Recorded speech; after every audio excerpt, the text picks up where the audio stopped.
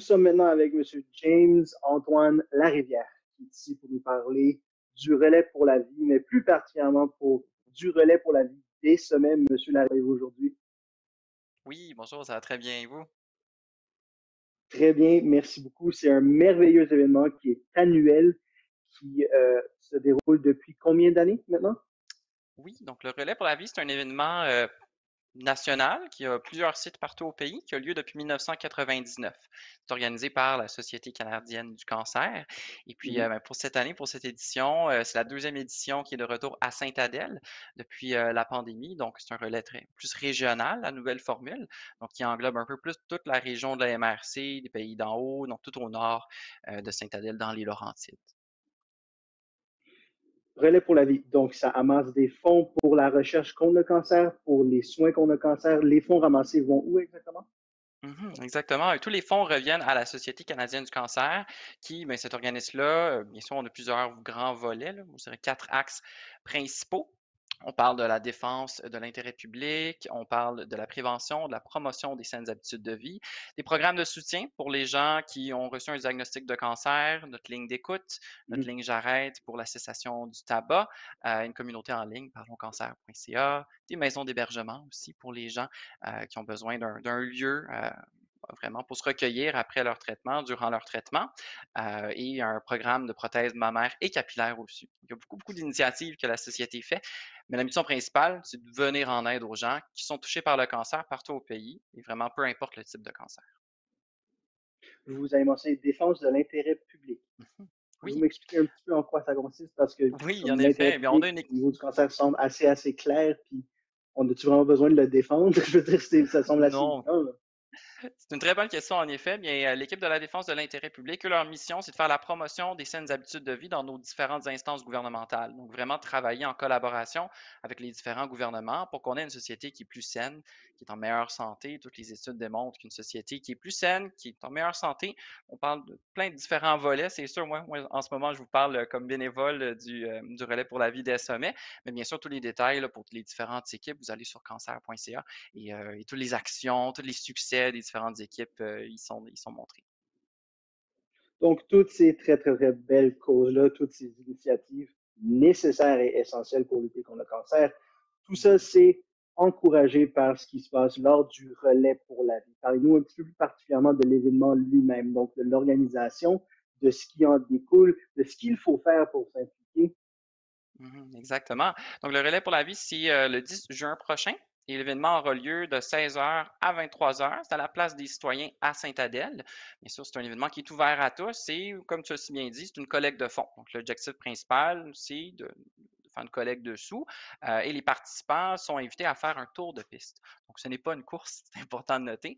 Les gens qui viennent, ils peuvent venir de façon individuelle ou bel et bien avec une équipe et parcourir le terrain, donc marcher tout au long de l'événement. Donc, c'est d'où vient un peu le terme relais. Hein. C'est vraiment, on veut rendre hommage aussi aux survivants. Dont on a les participants de Mm. l'espoir et c'est eux qui partent le bal un peu. Donc, ils ont le premier tour. On a une cérémonie autour de ça. Les participants de l'espoir, c'est eux qui ont survécu au cancer, qui sont encore avec nous aujourd'hui. Et vers 21h, 21h30, vers le coucher du soleil, on a une cérémonie des luminaires où est-ce que là, tout le monde est invité à acheter des luminaires et puis construire un peu de leur propre façon, mettre des petits mots. On a un agencement assez unique à chaque fois. Pour chaque relais est différent.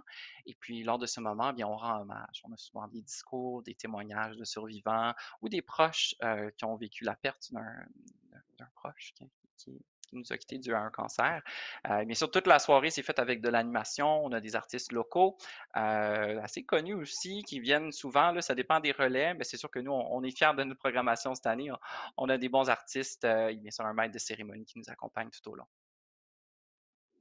Parlons un petit peu de l'importance de faire de cet événement une chose collaborative. Dans le sens, un relais. C'est collaboratif, c'est des gens qui prennent un à la suite de l'autre, on a certaines responsabilités. Parle-moi d'en faire quelque chose de collaboratif. Est-ce que c'est un petit peu lié au fait que lutter contre le cancer ne peut pas se faire individuellement? Lorsqu'une personne est diagnostiquée avec le cancer, immédiatement, elle doit se tourner vers un système de soutien qui doit être vaste et fort pour qu'elle puisse s'en sortir. Y a-t-il un lien entre cela et le fait que l'événement est aussi collaboratif? Oui, bien sûr.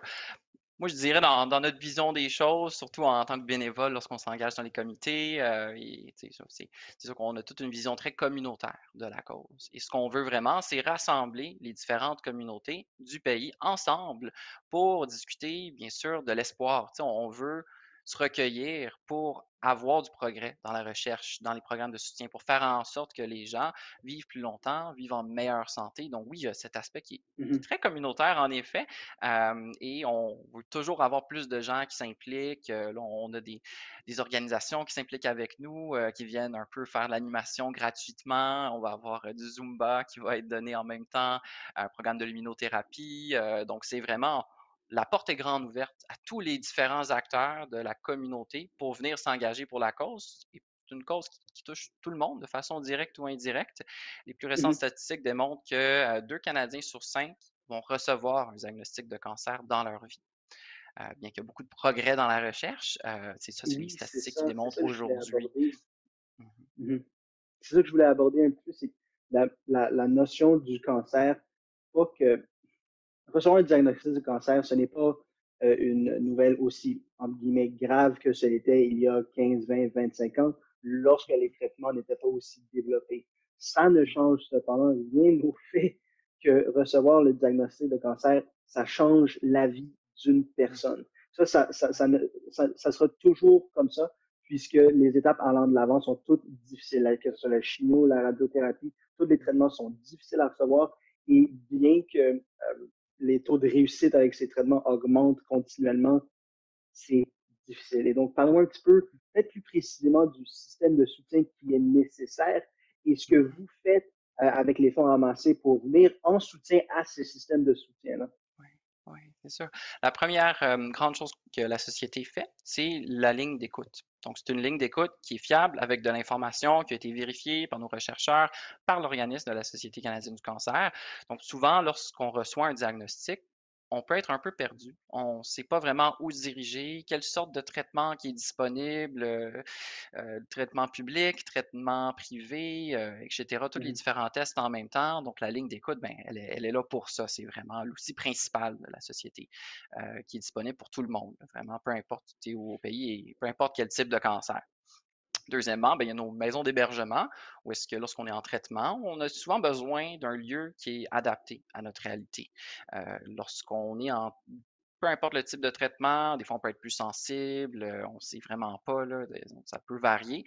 Et les maisons d'hébergement, un peu partout au pays, ben, c'est ça leur mission, c'est d'avoir ce lieu qui est adapté aux réalités des gens qui sont en traitement, qui subissent les traitements contre le cancer. Et on parlait un peu de communauté, et c'est là vraiment que notre communauté en ligne, parlonscancer.ca. Donc là, vraiment, où est-ce qu'on peut discuter avec les autres gens qui sont un peu peut-être dans la même situation ou on peut recevoir un diagnostic d'un nouveau cancer. Et là, on se rend compte qu'on n'est pas tout seul. C'est bien aussi là qu'on se rejoint au relais pour la vie, où est-ce qu'on a les participants de l'espoir qui, eux, ben, on communique, on relaie les messages, on relaie aussi l'espoir en même temps. Puis au plus, ben, il y a les programmes de Mhm. prothèses mammaires pour les gens qui en ont besoin et les prothèses capillaires en même temps qui sont produits. Comme vous l'avez dit, ben, on a dit que c'est collaboratif. Le relais pour la vie, parlez-moi donc de l'importance d'un événement comme ceci. Mhm, On sait que ça ne va pas changer la vie des gens qui sont diagnostiqués, mais c'est, si on veut, un moment de répit, c'est un moment pendant lequel ces gens-là qui sont affectés par le cancer peuvent tous se rencontrer. Donc, c'est un petit répit, c'est un moment pour vivre ensemble et qui peut les aider ou leur donner un élan allant de l'avant pour mieux affronter le reste de leur diagnostic. oui, ben exact. On peut voir ça de cette façon-là aussi. C'est vraiment on pourrait dire, encourager l'espoir et le partage des Mm -hmm. vécus, des histoires. Et c'est souvent là, durant la nuit, on a des gens qui portent leur témoignage. On leur donne le micro et puis ils parlent, ils discutent. C'est très émotionnel, le relais pour la vie, surtout Oui. lorsqu'on arrive à la cérémonie des luminaires. Je peux parler pour moi, j'ai perdu ma mère d'un cancer il y a 9 ans déjà. Et puis j'étais à ma première édition l'année dernière et ça m'a particulièrement touché. Donc pour ça, un peu mon engagement dans le comité organisateur cette année. Important de noter qu'on est tous des bénévoles dans le comité organisateur Oui. et que c'est pas des tâches bénévoles type. On a plusieurs responsables C'est un engagement quand même assez ardu, mais ça prend des gens qui sont dévoués, qui ont la cause à cœur. Et puis, ben, je dis un petit salut à tous mes autres membres du comité aujourd'hui qui s'engagent depuis plusieurs mois avec nous et tous les autres comités partout au pays, partout au Québec qui s'engagent depuis plusieurs années même dans les différents comités. Là, il y a des relais que ça fait depuis 2, 3, 4, 5, 10 ans qui s'engagent puis qui sont encore là avec nous aujourd'hui là, pour collaborer avec la société. Vous avez dit que 2 Canadiens sur 5 vont être affectés ou vont recevoir un diagnostic de cancer durant leur vie. Donc, les étendues, les effets du cancer dans la communauté sont toujours très, très, très vastes. Mhm. Est-ce que les gens qui sont, s'il y en a 2 sur 5 qui sont touchés, il n'y en a sûrement pas par contre 2 sur 5 qui s'impliquent dans le relais pour la vie. J'imagine que vous êtes toujours à la recherche de bénévoles. Il n'y a jamais suffisamment de paires de mains, il n'y a jamais suffisamment de personnes pour aider. Oui, ben, je pense que tu as si bien dit ça, en effet. Comité bénévole, on cherche toujours pour un renouveau, hein, des nouveaux membres pour venir, pour prendre la relève. Donc, des fois, il y a des membres qui prennent la retraite, puis on peut comprendre quand on s'engage pendant très longtemps, on a d'autres priorités. Mais oui, en effet, donc c'est un peu un appel à tous qu'on fait à chaque année, à tous les gens qui voudraient Mhm. s'impliquer dans le comité organisateur de leur relais. Donc, il y a plusieurs dizaines de relais, là, donc c'est simplement aller sur relaispourlavie.ca et faire la recherche de votre ville. Et ensuite, vous allez trouver tous les différents relais avoisinants de votre région. Et bien sûr, vous pouvez vous impliquer comme participant dans une équipe. Vous pouvez même communiquer avec la société et vous inscrire comme bénévole pour l'année prochaine. Ou bien, juste bénévole du jour de l'événement, si vous voulez donner un coup de main avec la logistique, la sécurité, la circulation, l'accueil, la vente des luminaires, il y a plusieurs rôles qui sont encore disponibles là, en termes de bénévoles du jour de l'événement. Mais oui, en effet, la société Carbure aux bénévoles, c'est un organisme à but non lucratif. Donc, comme tout le communautaire, on travaille fort pour aller mobiliser notre communauté, puis sans les gens qui sont engagés et dévoués. Puis j'aime ça dire qu'ils ont le cœur à la bonne place. Ben, ces événements-là n'auront tout simplement pas lieu. Donc, c'est eux qui font la force des relais. Vous avez utilisé un mot que j'ai trouvé intéressant et j'aimerais m'attarder dessus. Vous avez dit renouveau. Ça prend un renouveau de bénévoles parce qu'il y a une rotation, il y en a qui quittent, il y en a d'autres qui doivent arriver. Au niveau du renouveau de l'événement lui-même, doit-il y en avoir? Parce que vous avez mentionné que c'est depuis 1999.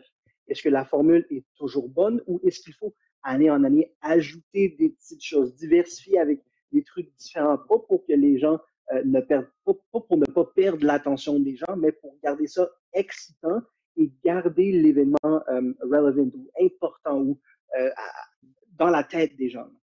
Mhm. Oui, c'est sûr que dû à de la structure très bénévole de chaque comité, chaque Ouais, relais a un peu une certaine liberté créative, hein. Donc, il y a des relais qui ont des okay. thématiques des fois, il y a des relais qui ont différents types d'animation, il y a des relais qui sont plus familiales, il y a des relais qui sont plus festifs, commémoratifs. Ça va un peu dans tous les chemins différents, là.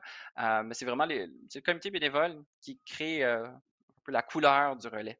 Donc oui, il y a toujours du renouveau qui peut être fait, il y a toujours des nouvelles idées qui peuvent être intégrées dans les différents relais, mais c'est sûr que c'est une belle formule qui fonctionne bien, que les gens sont attachés aussi. Lorsqu'on parle du relais pour la vie, c'est un événement que les Québécois, les Mm -hmm. Québécois, les Canadiens connaissent depuis très longtemps. C'est ça. Donc on a un attachement Exact. aussi communautaire au relais. Et puis oui, bon, il y a toujours un certain espace pour la créativité, en effet. Il faut toujours se rappeler que l'objectif, c'est de faire une Okay. collecte de fonds. Et ça, c'est la base. C'est la base. C'est le nerf de la Exact. guerre un peu. Donc, on a des barèmes qu'on se fixe ces Mm -hmm. jours-ci pour avoir un objectif. Et cette année, pour le relais des sommets, on s'est fixé un objectif de 50 000 Donc, on est très, très proche du but. Puis on est très confiant qu'on va s'y rendre cette année. Le relais pour la vie des distincts avec quelque chose en particulier. Vous mentionnez que les relais ont toutes leurs couleurs. Quelle est la couleur du relais pour la vie des semelles? Je dirais que cette année, on n'a pas choisi une couleur, mais c'est sûr qu'elle a un Non, non, esprit je sais que c'est des pas une couleur, Laurentides. c'est une saveur, c'est une couleur, c'est une façon de faire Ouais. différente. Exact. Exact. Oui, oui, c'est sûr. Je dirais que notre relais à nous, c'est une couleur je peux parler un peu pour moi-même, qui encourage l'espoir et puis le progrès. On progresse. C'est notre deuxième année qu'on est à Sainte-Adèle. On a doublé nos participants. On a une meilleure Mm -hmm. programmation. On a un comité qui sait qu'est-ce qu'il fait cette année. Donc, c'est pas qu'ils ne savaient pas qu'est-ce qu'on faisait l'année passée, mais après avoir une année, 2, 3 années d'expérience, on sait exactement ce qu'on doit faire, où est-ce qu'on s'en va. C'est sûr que la pandémie a eu un impact, hein, sur tous les comités organisateurs. Mm -hmm. Donc, pour récapituler, où, quand, comment, on s'implique, en appelant qui, en écrivant où. Redonnez-nous toute cette information, s'il vous plaît. Ça me ferait plaisir. Donc, c'est le Relais pour la vie des sommets. Il y a deux lieux où est-ce que vous pouvez aller recueillir l'information. Le premier, c'est en ligne, donc www.relaispourlavie, en un seul mot.ca. Ensuite, vous rentrez votre adresse et puis ben, votre ville, votre communauté. Vous allez voir le relais qui est le plus proche. Donc, pour Sainte-Adèle, c'est le relais des sommets. Et vous pouvez vous inscrire via le site web. Vous pouvez aussi juste venir le jour de l'événement, c'est le 10 juin prochain, à la place des citoyens, à partir de 16 h jusqu'à 11 h, et il y aura des inscriptions sur place. Vous pouvez venir avec de l'argent comptant, où on a un code QR cette année pour que les gens peuvent s'inscrire directement avec leur cellulaire. Et sinon, vous pouvez vous informer sur le relais sur la page Facebook Relais pour la vie des sommets, parce que là, il y a un peu plus d'informations sur les artistes, les musiciens qui vont être présents. Donc, tout ça, c'est les deux grands portails, comment on peut s'inscrire ou s'informer sur le relais pour la vie. Et c'est ouvert à toutes, c'est ouvert à tout le monde. Bien sûr, il y a un frais d'inscription, 45 pour le jour de l'événement. Mais vous êtes toujours invité à faire vos propres collectes de fonds et à venir bien équipé pour le jour du relais. Seriez-vous en mesure de nous donner l'information sur qui assurera l'animation, qui offrira des performances, ce type de Mhm. choses-là?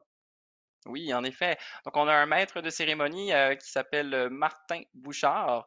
C'est un homme de la région qui est très présent depuis dans différents relais, un animateur quand même hors pair, très, très dynamique. On est bien chanceux de l'avoir avec nous. Et sinon, pour les artistes, eh bien, on a Elisabeth Giroux, violoncelliste, Éric Bégin, un groupe de percussion Jam Experience, les Pères Pétus, un groupe un peu plus folklorique québécois, Marie-Ève Imbeau, Stéphane Auger et un violoniste, M. Éloi Hamès, et Irina aussi. Donc, on a tous ces artistes-là qui seront avec nous. Et bien sûr, on a été aussi choyés cette année. La mairesse de Sainte-Adèle est notre porte-parole officielle. Donc, elle sera présente avec nous le jour de l'événement, prendra un petit mot. Et bien sûr, nous, tout le comité, on va être présents sur place. Les bénévoles, les participants, tout le monde va être là. Fait qu'on peut s'attendre nécessairement à une soirée bien colorée et bien émotionnelle avec des impacts importants au niveau de la communauté. Bien sûr.